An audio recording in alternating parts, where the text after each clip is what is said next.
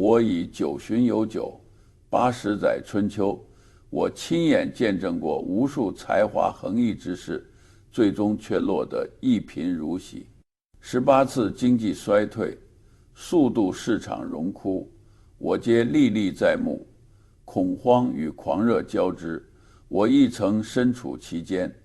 而在这漫长岁月里，有一个现象始终如一，多数人坚信凭借过人的智商便能在市场中无往不胜。他们自诩为医生、工程师或律师，便想当然地认为自己也擅长投资。然而这不过是自欺欺人，这份自负恰恰是他们最大的包袱。我日复一日地看着这些博士、工程师和律师步入同样的泥潭，他们在专业领域固然精明，却因此盲目相信自己在任何领域都能游刃有余。但市场从不看你的文凭，它是一台无情地揭示你弱点的机器。对于那些自作聪明的人来说，他们的致命弱点永远只有一个，那就是根植于智力的傲慢。接下来，我将揭露5种专门针对高智商人群的心理误区。正是这些误区，让那些本应出类拔萃的精英，最终沦为凡夫俗子。这并非我的主观臆测，而是一份精确的诊断。我已垂垂老矣，没有闲情逸致去花言巧语。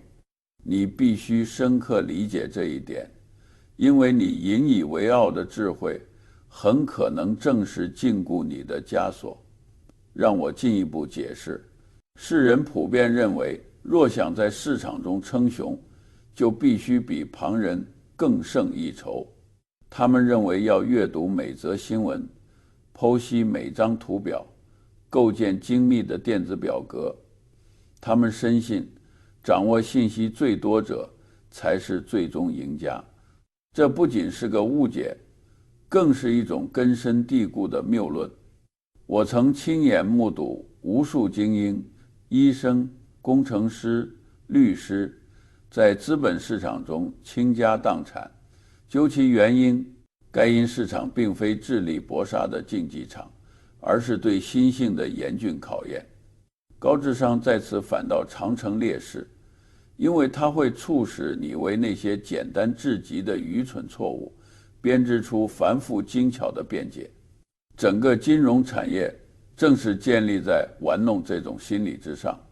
他们渴望你觉得自己聪明绝顶，鼓励你深挖数据，因为对他们而言，频繁交易的投资者就是他们源源不断的利润来源。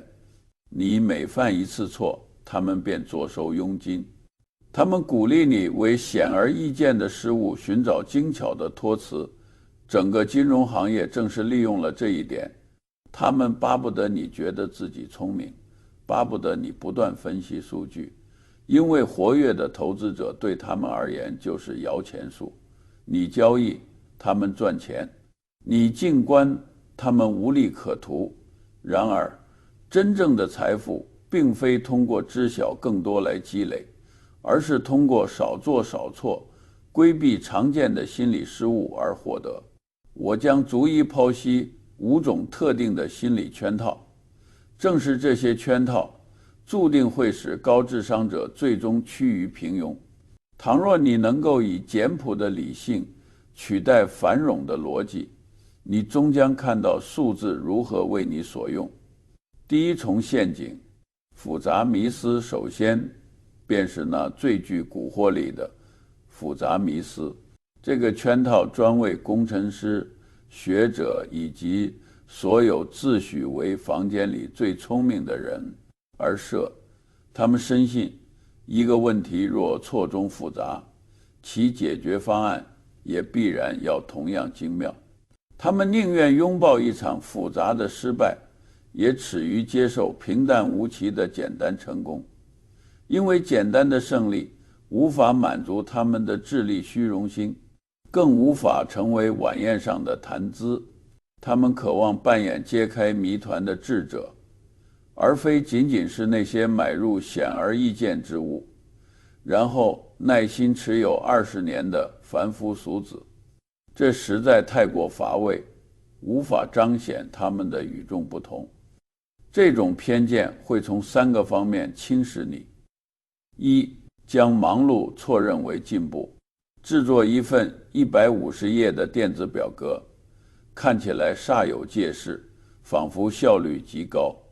你在分析、建模、优化，然而你只是在原地打转，未能做出任何实质性决策。你不过是个数据整理员。真正的投资往往在于深思熟虑的静观，而非忙乱的行动。2，无视简单而残酷的真相。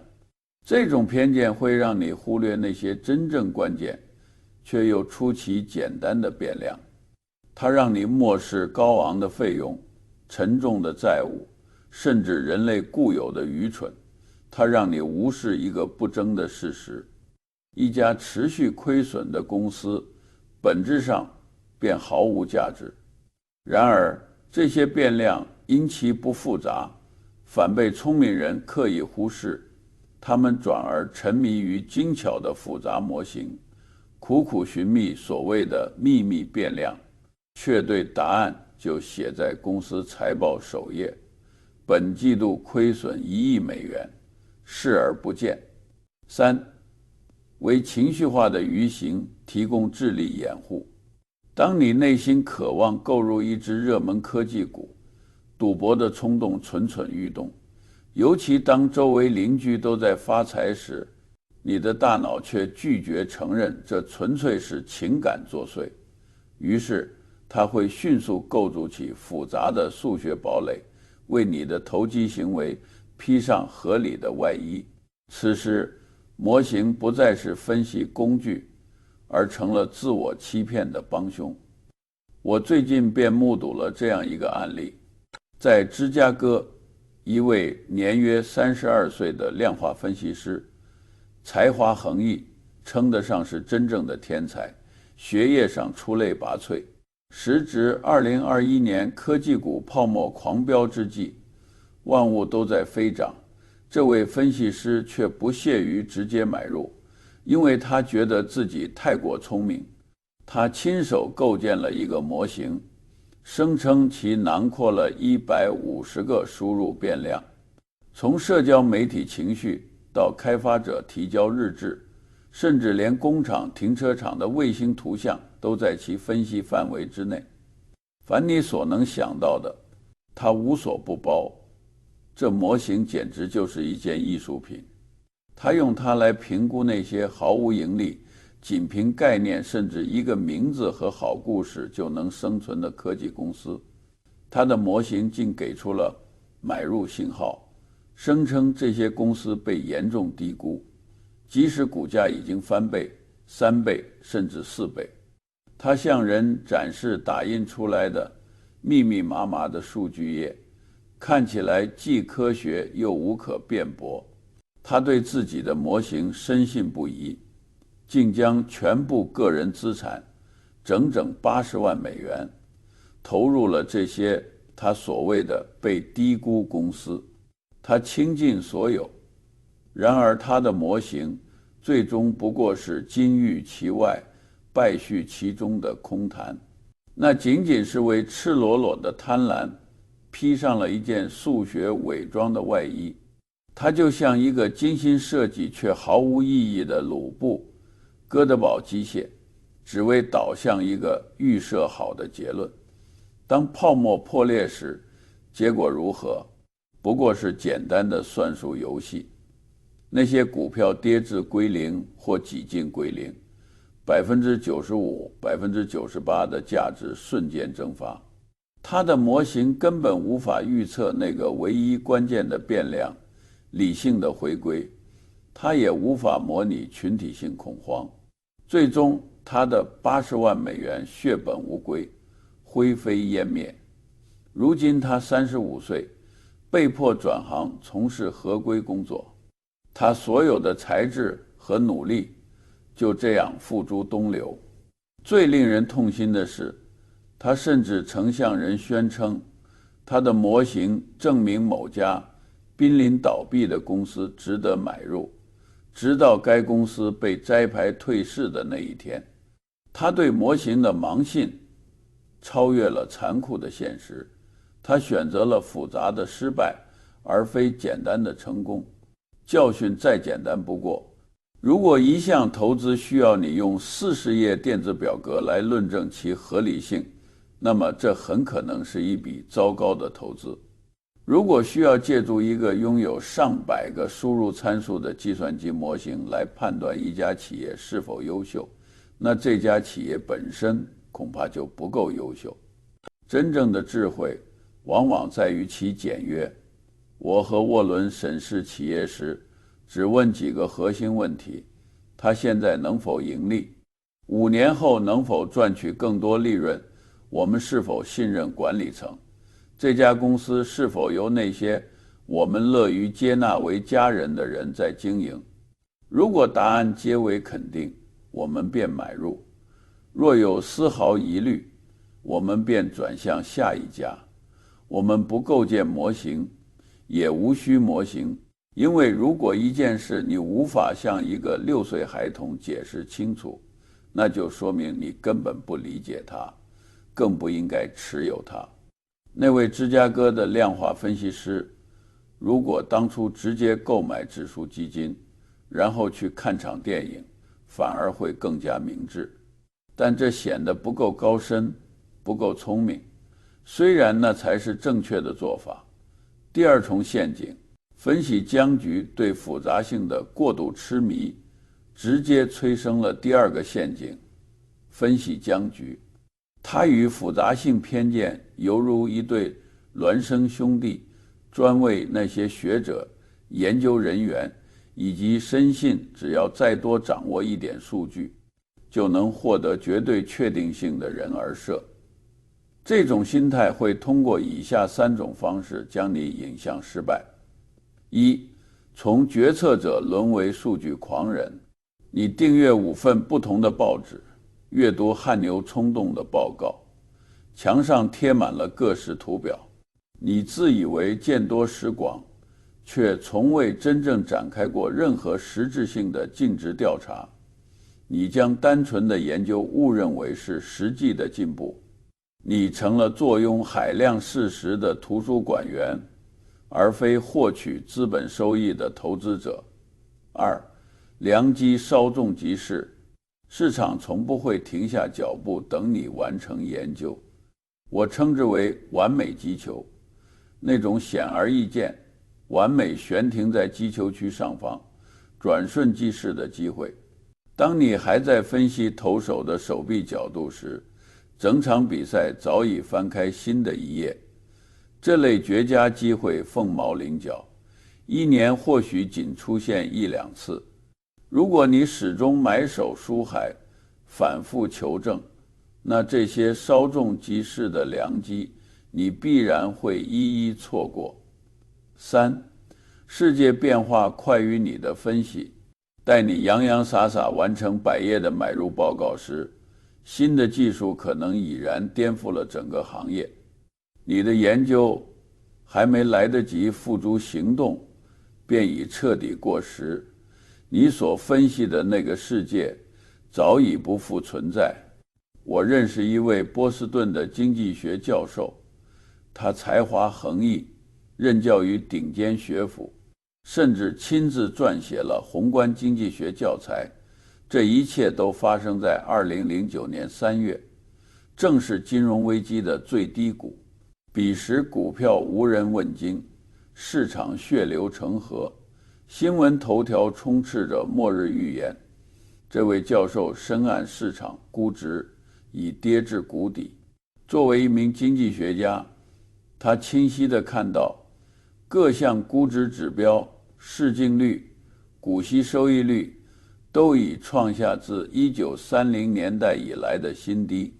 他理性上明白，这是一个千载难逢的买入良机。然而他并未采取行动，他选择了等待，声称在等待确认信号。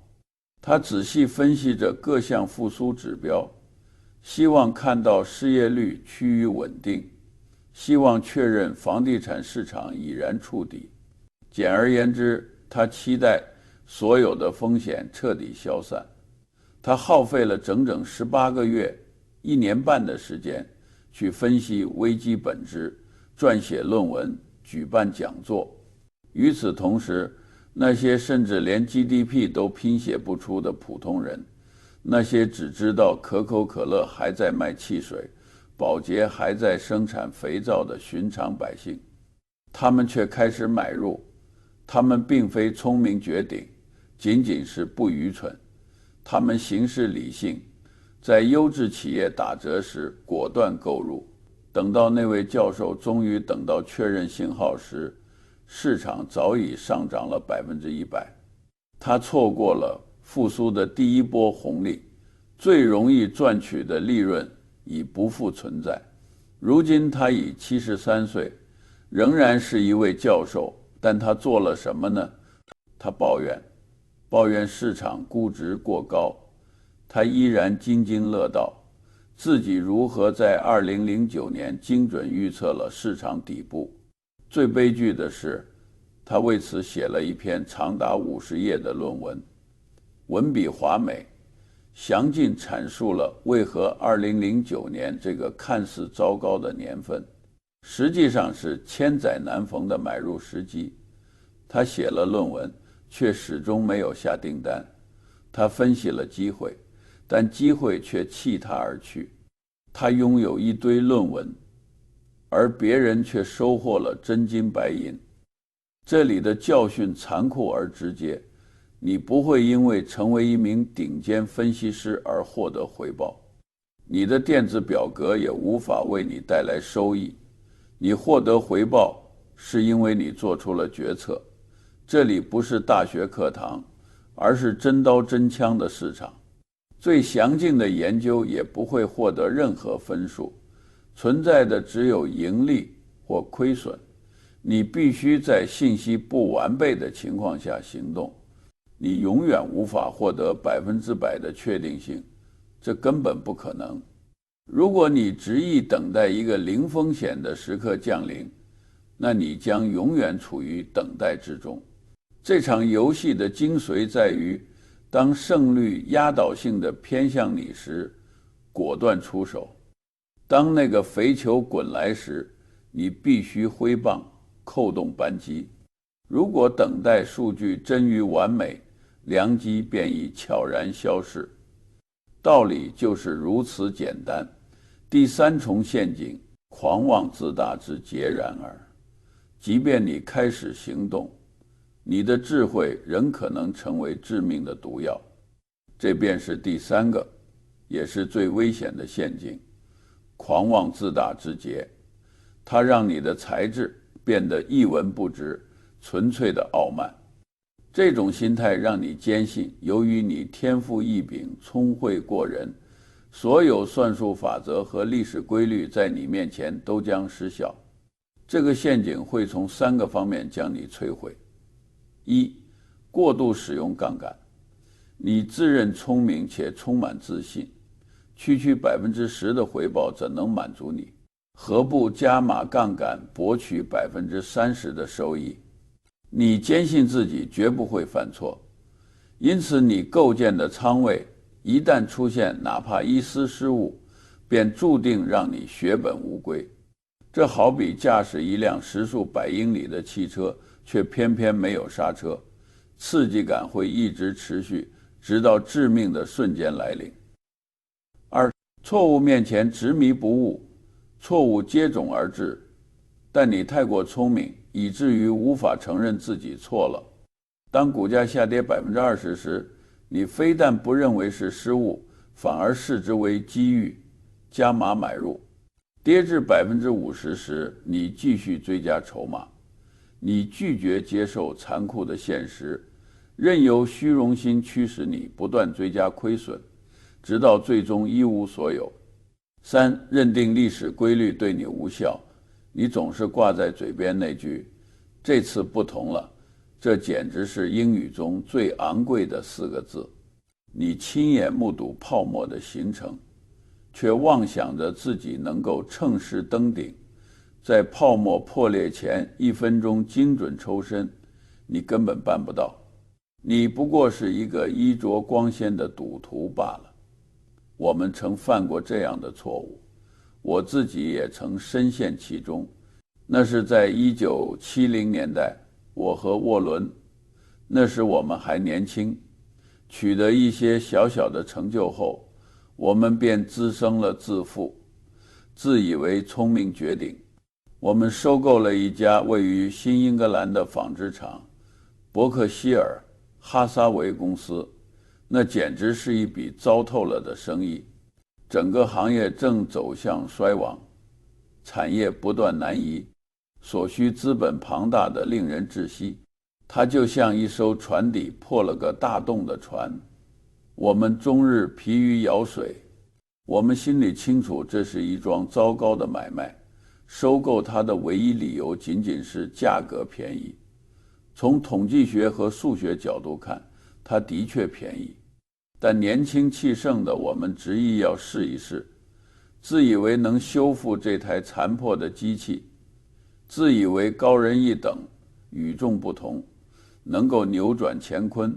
我们以为能战胜一个垂死行业中那些简单却残酷的经济规律。我们为此虚耗了20年，将原本可以投资于其他地方的宝贵资本与精力倾注在了这个濒死的事业上。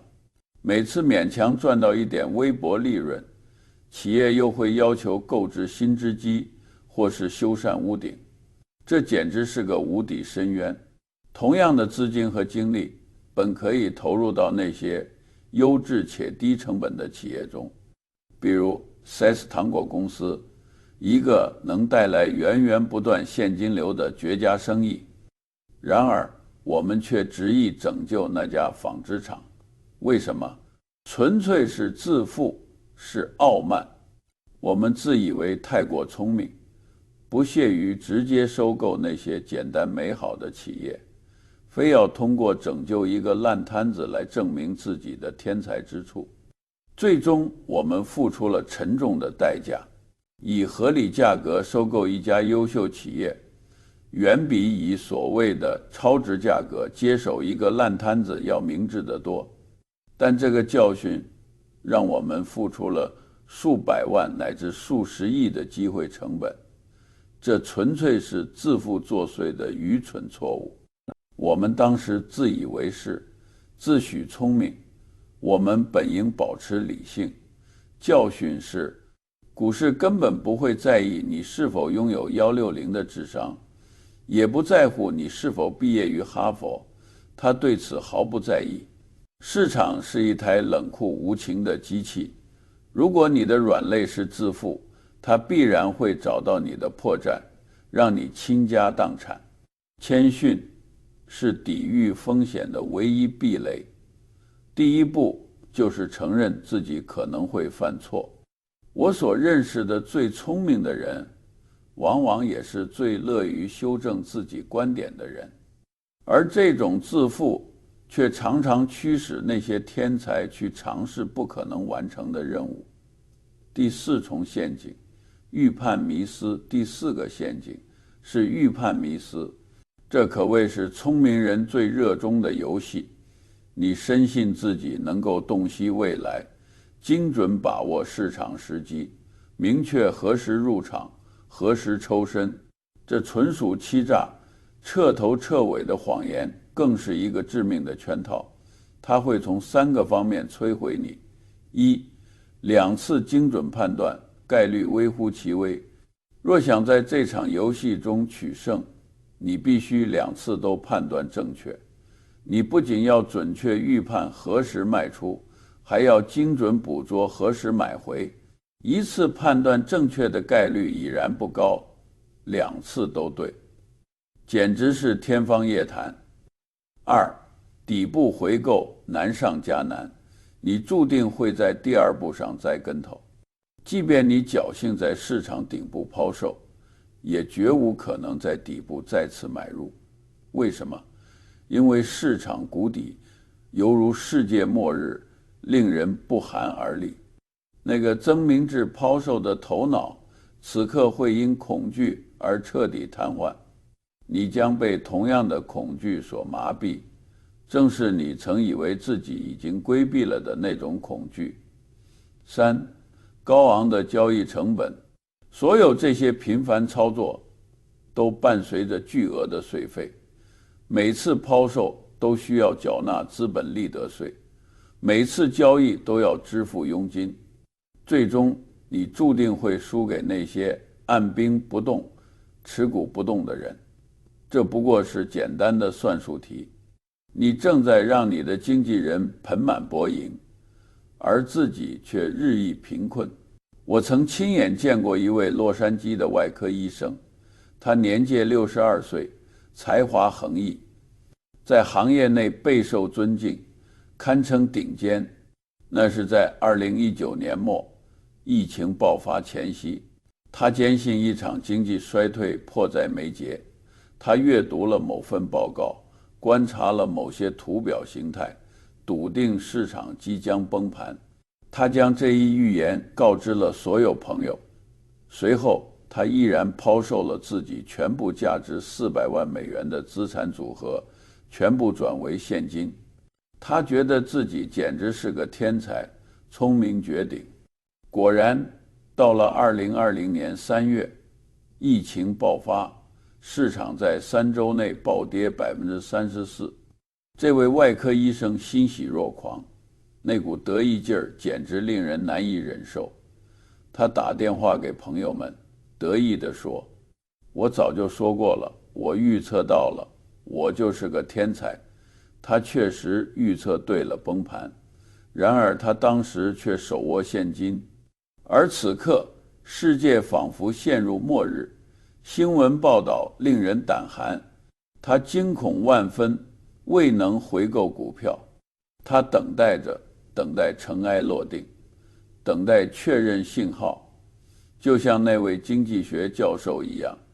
然而市场风云变幻，在2020年乃至2021年间强势反弹，这是史上最迅猛的复苏之一。这位外科医生却始终坐拥现金，他既恐惧市场再次下跌，又因错失底部而心生愤懑，最终再未入市。如今他已67岁高龄，却仍在工作。你知道为什么吗？因为当初那400万美元的抛售，如果他什么都不做，完全按兵不动，只是闭上眼睛坚持持有，那么如今这笔资产的价值将高达800万美元。他正是因为判断正确而损失了400万美元。时至今日，他仍在宴会上向众人宣称自己预见了崩盘，但讽刺的是，他仍在工作。他赢得了那一场战役，却输掉了整场战争。教训很简单，无人能预知未来，没人能做到。我不能，沃伦不能。电视上的那些经济学家们更是痴人说梦。整个经济学预测游戏根本就是一场骗局。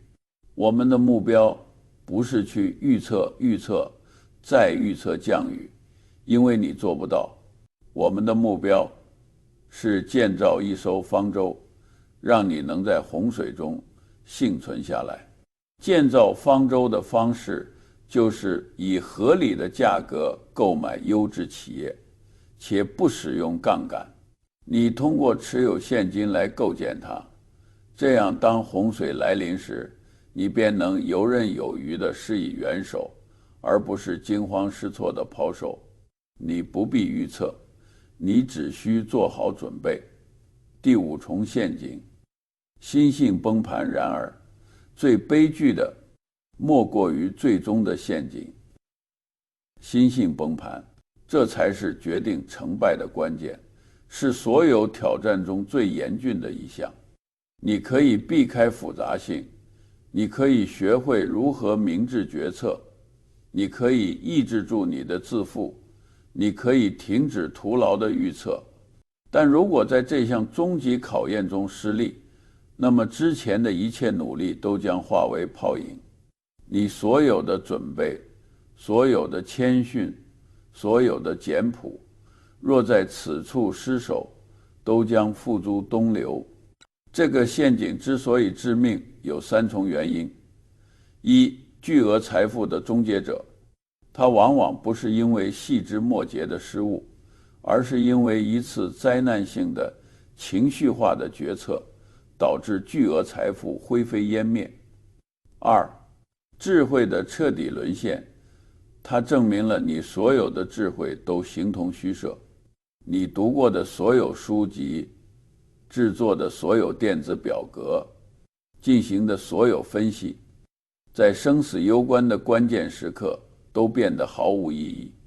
你的原始本能爬虫脑会完全占据主导，而你那高智商的大脑皮层只能无助地旁观。三，10年积累，一朝尽毁，它能够在短短10分钟的恐慌中，将你10年辛勤积累的复利成果彻底抹去。你可能耗费10年时间耐心聚敛财富，却在一个盯着屏幕心生恐惧的午后，将其全部挥霍殆尽。这是一个旧金山45岁软件工程师的故事。他聪颖过人，在一家大型科技公司工作，薪资丰厚。他受过高等教育，对投资却并非一窍不通。他几乎读遍了所有投资书籍，研读巴菲特和我的著作，甚至能背诵《聪明的投资者》中的经典语录。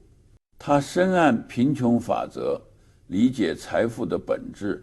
他明白众人恐惧时我贪婪，深知血流成河时便是买入良机。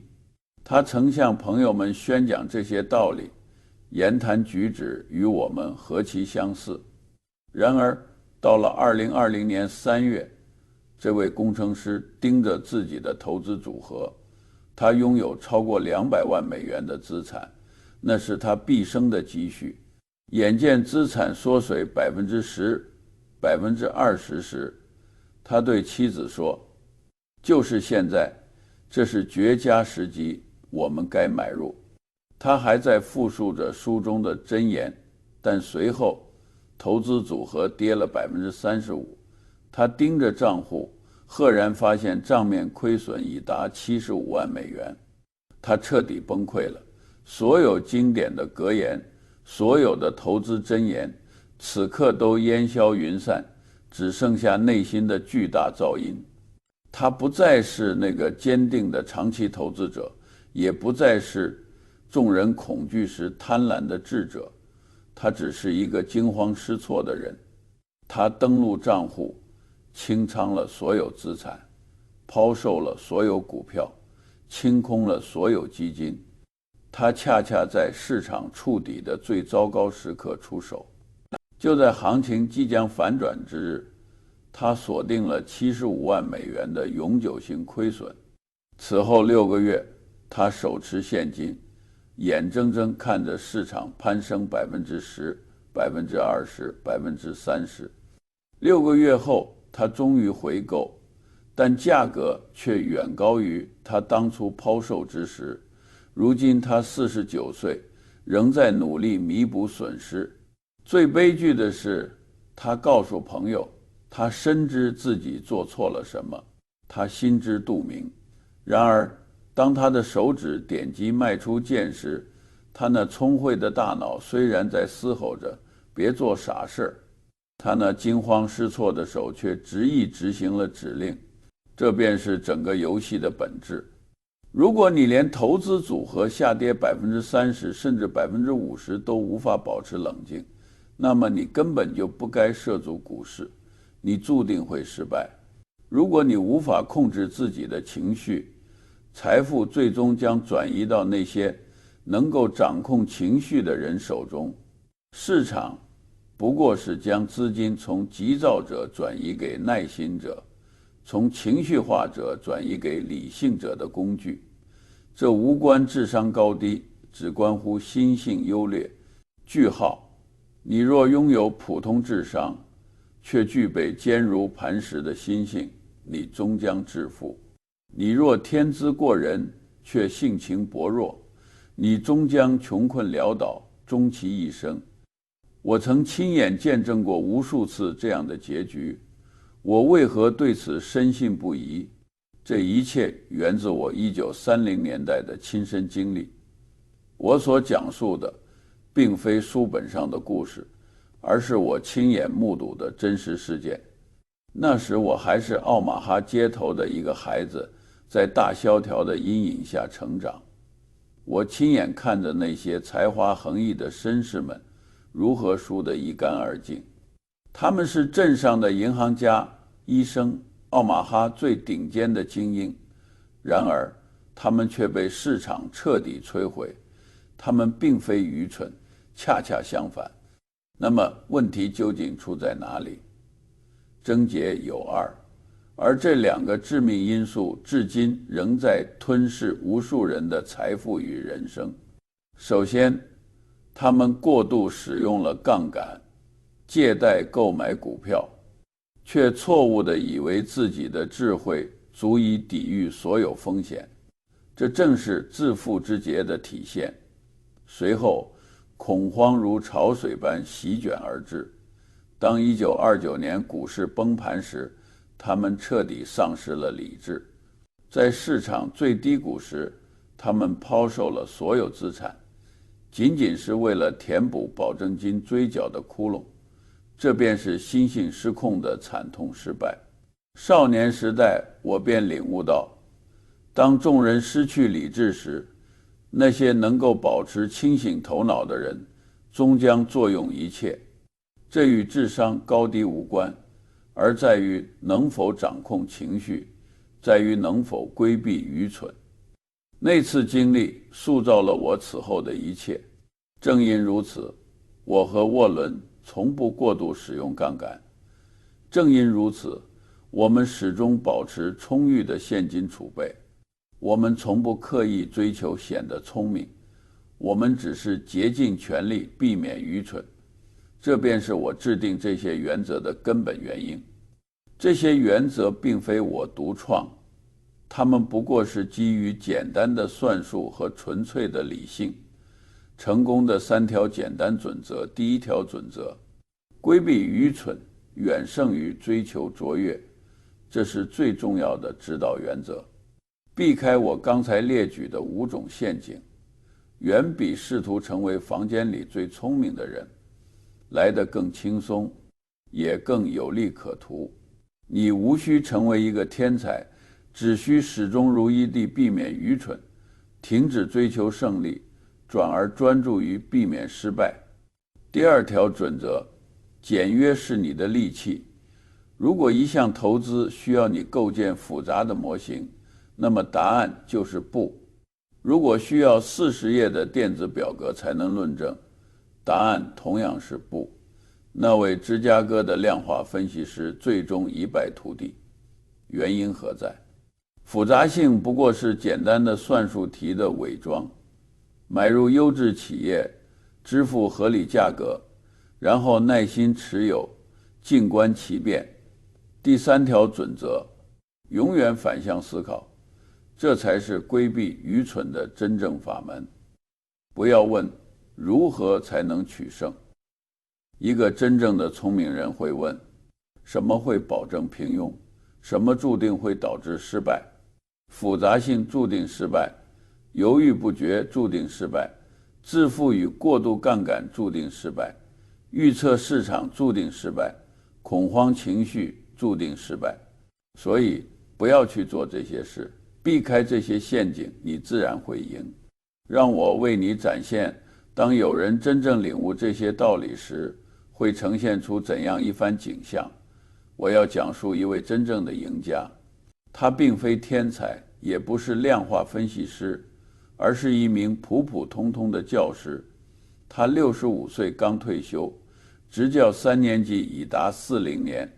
他的智商平平，至少数学方面并非特长，但他拥有恰到好处的性格特质。他的做法是，他避开了所有五大陷阱，他从不追求复杂性，也未曾构建任何模型。他只是每月定期定额地购买简单的指数基金，坚持了整整40年。他没有陷入分析僵局，不看报告，毫不在意。他的投资决策早在1984年便已确定，之后便始终如一地执行。他从不自我膨胀，深知自己并非天才，从未试图战胜市场，只求稳健持有。他从不预测市场走势，也从不出售持仓。2000年他没有抛售，2008年他没有抛售，2020年当那些高智商工程师们惊慌失措时，他依然坚守。他甚至可能连账户都没有查看过。去年他带着250万美元的资产退休了。现在让我们将他与洛杉矶那位天才预测师、外科医生做一番对比。他已经退休，周游世界，而他67岁仍在工作，对市场怒不可遏。他赢了，他输了，他的胜利并非源于才华横溢，而是源于不愚蠢。他的胜利源于理性。这不过是简单的算术题。现在让我将所有这些零散的教训串联起来。我们共同经历了太多，但归根结底，你那引以为傲的高智商，实则是一把双刃剑。此刻你正将它对准自己的脚踝。你以为它是你的优势，实则它是你沉重的负担。你必须彻底解除这些心理陷阱。首先，停止对复杂性的无尽追求。那位量化分析师的失败，恰恰源于他模型过于精巧，答案往往是简单明了的。其次，停止无休止的分析，开始果断决策。那位教授的失败，是因为他什么都懂，却什么都没做。你靠决策赚取财富，而非研究。第三，必须收敛你的自负。我曾失败，沃伦也曾失败。我们收购那家愚蠢的纺织厂，正是因为我们自以为是，自诩聪明。市场根本不在乎你有多么聪明。第四，你必须停止预测。那位外科医生的失败，恰恰是因为他预测对了市场，却因此损失了数百万美元。你无法预测未来，你只需做好准备，而不是去预测。第五，你必须掌控自己的心性，这才是唯一重要的战场。那位工程师的失败，是因为他通晓一切道理，却最终在恐慌中崩溃。成功的公式其实很简单，智慧能够让你进入这场游戏，让你获得一份好工作，帮助你初步积累财富。然而，真正能让你在这场财富游戏中获胜的，是你的心性。市场就是一台财富转移的机器，它将财富从那些急躁不安的活跃投资者手中转移到富有耐心的静观者手中，从那些情绪化的人转移到冷静理性的智者手中。他将财富从运用复杂模型的天才量化分析师那里转移到那些只是简单买入指数基金的教师手中。他将财富从预言崩盘的外科医生那里转移到那些坚韧不拔、始终持有的人手中。他将财富从惊慌失措的高智商工程师那里转移到那些懂得关掉电视、心如止水的人手中。我已99岁高龄，生命已近尾声。我亲眼目睹博士们功亏一篑，而普通的农民却盆满钵盈。我见过天才破产，也见证了朴实之人发家致富。其中的差异从来不在于智力的高低，而在于心性的优劣。我向你揭示的这些陷阱，并非主观臆断，而是如同数学公式般精确的必然规律、复杂性、分析僵局、自负、预测、恐慌，这些要素注定会让人趋于平庸。这纯粹是简单的算术。